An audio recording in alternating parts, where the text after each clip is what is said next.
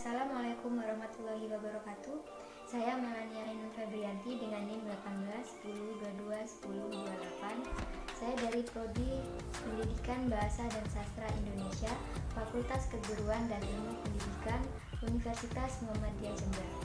Saya sebagai mahasiswa magang di SMP Muhammadiyah 3 Rambut akan memberikan pembelajaran pada kelas 7, yaitu mengenai bab 6, mengapresiasikan dan mengekspresikan fabel.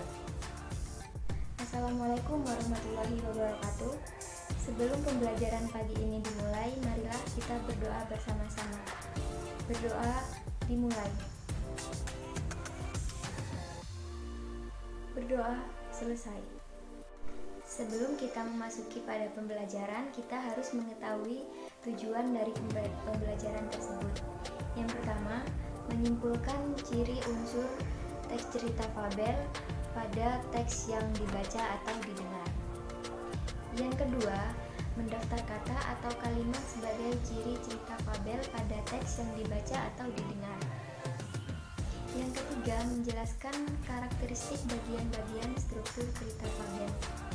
Dan yang keempat, mengidentifikasi struktur fabel. Yang kelima, menyimpulkan prinsip penggunaan kata atau kalimat yang terdapat pada cerita fabel. Yang keenam, melengkapi cerita fabel sesuai struktur dan kaidah bahasa.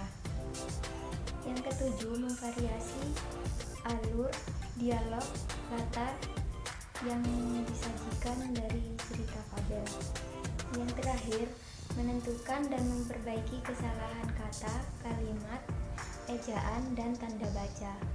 Nah, selanjutnya langsung saja pada materi pembelajaran. Sebelumnya, teman-teman pasti belum tahu kan apa yang dimaksud dengan cerita fabel.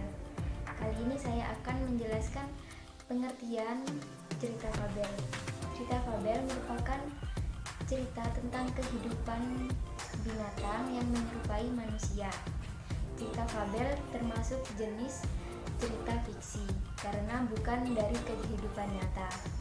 Nah, cerita fabel ini sangat erat kaitannya dengan moral, dan biasanya tokoh yang terdapat dalam cerita fabel itu berupa binatang tetapi menyerupai berbagai karakter manusia.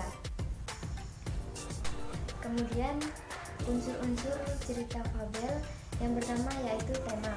Tema yaitu ide atau gagasan utama yang terdapat dalam sebuah cerita fabel. Yang kedua yaitu latar. Latar meliputi latar tempat, latar waktu, latar sosial, dan emosional. Yang ketiga yaitu tokoh. Tokoh yaitu para pelaku yang terdapat dalam cerita fabel tersebut, biasanya berupa binatang. Kemudian yang keempat, watak tokoh. Watak tokoh yaitu penggambaran dari tokoh-tokoh yang terdapat dalam cerita fabel tersebut, biasanya menyerupai sifat manusia. Kemudian yang kelima, ada konflik. Konflik yaitu permasalahan yang terdapat dalam cerita fabel tersebut.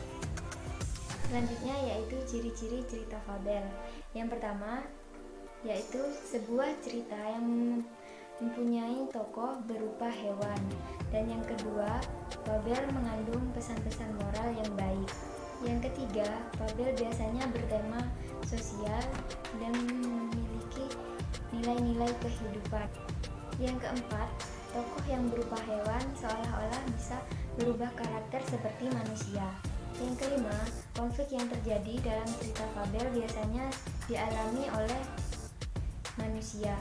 Yang keenam, cerita fabel bersifat naratif, yaitu biasanya menceritakan berdasarkan urutan waktu dan tempat. Selanjutnya yang ketujuh, cerita fabel menggunakan sudut pandang orang ketiga. Yang kedelapan, cerita fabel lebih banyak menggunakan alur maju. Yang kesembilan, bahasa yang digunakan dalam cerita fabel biasanya bahasa yang digunakan sehari-hari atau bahasa informal. Kemudian selanjutnya terdapat struktur pada cerita fabel. Yang pertama yaitu orientasi. Orientasi ini merupakan bagian awal pada cerita fabel. Biasanya berisi tentang pengenalan tokoh, pengenalan background, pengenalan latar tempat maupun waktu. Yang kedua yaitu komplikasi. Komplikasi atau klimaks. Klimaks sendiri termasuk puncak permasalahan yang dialami oleh tokoh. Kemudian yang ketiga yaitu resolusi. Resolusi yaitu pemecahan masalah yang dialami oleh tokoh. Kemudian yang keempat yaitu koda. Koda yaitu bagian akhir pada cerita fabel. Biasanya terdapat pesan dan amanat dalam cerita fabel tersebut. Kemudian terdapat kaidah kebahasaan teks cerita fabel. Yang pertama yaitu kata kerja. Kata kerja di sini dibagi menjadi dua, yaitu kata kerja transitif dan kata kerja intransitif. Yang pertama, kata kerja transitif adalah kata kerja yang memerlukan objek dalam kalimatnya. Contoh katanya yaitu memegang dan mengangkat. Selanjutnya, kaidah kebahasaan yang kedua yaitu penggunaan kata sandang si dan sang. Biasanya pada cerita fabel seringkali digunakan kata sandang si dan sang. Contoh dari kata sandang sang. Sang semut mengejek kepompong yang jelek yang tidak bisa pergi kemana-mana. Kemudian contoh kata sandang si kepompong hanya diam saja mendengar ejekan tersebut. Kaidah kebahasaan yang ketiga yaitu penggunaan kata keterangan waktu dan tempat. Tujuannya untuk menghidupkan suasana dan menunjukkan informasi waktu. Contohnya, dikisahkan pada suatu hari yang cerah, seekor semut berjalan-jalan di taman. Kaidah kebahasaan yang keempat yaitu penggunaan kata hubung, lalu, kemudian, dan akhirnya. Kata tersebut bisa digunakan sebagai penghubung antar kalimat dan intra kalimat.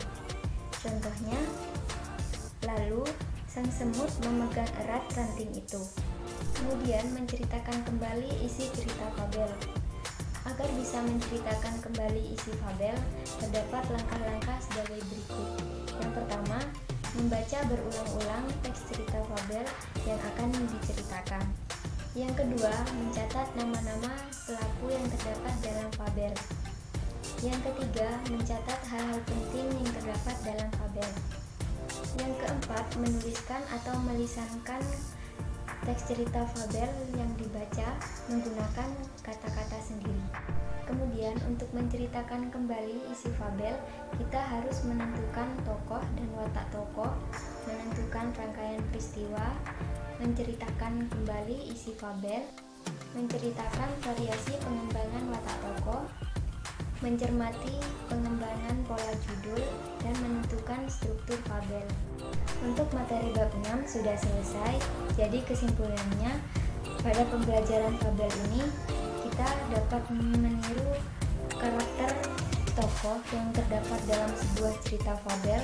Kita dapat meniru karakter-karakter yang baik saja, sedangkan karakter yang tidak baik kita tidak boleh mencontohnya di kehidupan sehari-hari. Apakah ada pertanyaan? Baiklah, jika tidak ada pertanyaan, saya akhiri, kurang lebihnya mohon maaf. Wassalamualaikum warahmatullahi wabarakatuh.